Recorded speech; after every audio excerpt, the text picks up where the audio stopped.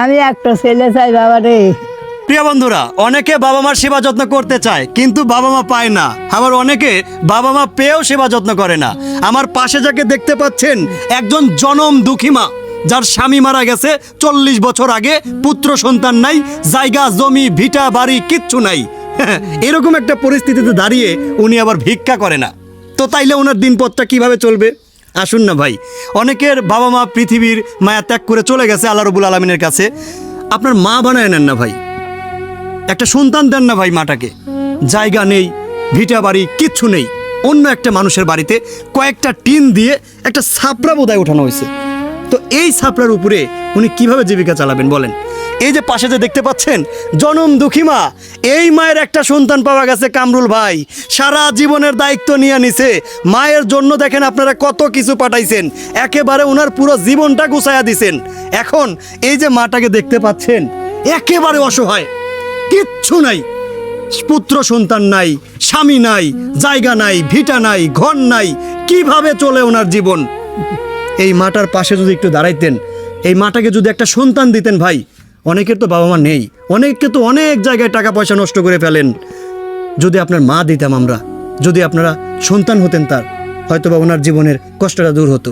কিচ্ছু চায় না, উনি হাত পেতে ভিক্ষা করে না, উনি বলে আমাকে একটা ঘর করে দে রে, একটা ঘর করে দে যেখানে আমি থাকতে পারবো, বেশি লাগবে না, বিশ্বাস করেন, সর্বোচ্চ 10,000 টাকা, সর্বোচ্চ 15,000 টাকা।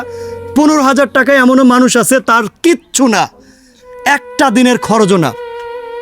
দেন না এই মাটাকে একটা ঘর করে, শুধুমাত্র একটা ঘর, এক চালা, এরকম একটা ছাপড়া, এর বেশি কিছু চাই না।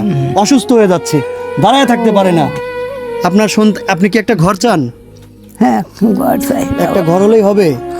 ঘর হলে হবে, পাড়া প্রতিবেশী খাবে দেয়। পরে পাড়া প্রতিবেশী খাইতে দেয়? হ্যাঁ। আচ্ছা, আপনার স্বামী কতদিন আগে মারা গেছে? 40 বছরের বেশি। আপনার পুত্র সন্তান আছে? নাই। তাহলে কিভাবে চলে? ওই তো চা চিনতেই পাড়া পাড়া প্রতিবেশী। প্রতিবেশী। আপনি তো ভিক্ষা করেন না? না, আমি ভিক্ষা করবো না। ভিক্ষা করতে পারেন না, না। তাহলে খাবেন কি? ভিক্ষা করতে পারে না, প্রিয় না বন্ধুরা, খাও থাকি। না খায়া থাকি, ভিক্ষা করে না, তো তাইলে ভিক্ষা কেমনে না। চলবে? কিভাবে পার করবে জীবন? আসেন না প্রিয় বন্ধুরা, 10,000 টাকা, 10,000 টাকার মাধ্যমে এই মা একটা ঘর পাবে। এই যে মাটাকে দেখতে পাচ্ছেন, কিচ্ছু নাই, জায়গা জমি ভিটা বাড়ি, পুত্র সন্তান স্বামী কিচ্ছু নাই, দায়িত্ব নিয়ে নিল কামরুল ভাই, বাকি জীবনের দায়িত্ব সে নিয়ে নিল। তো তাইলে এই মায়ের জন্য যদি কিছু একটা করতে পারতাম, আসুন না প্রিয় বন্ধুরা। আমাকে একটা ছেলে দাও, আমার মতন আমাকে দায়িত্ব করবি আল্লাহ।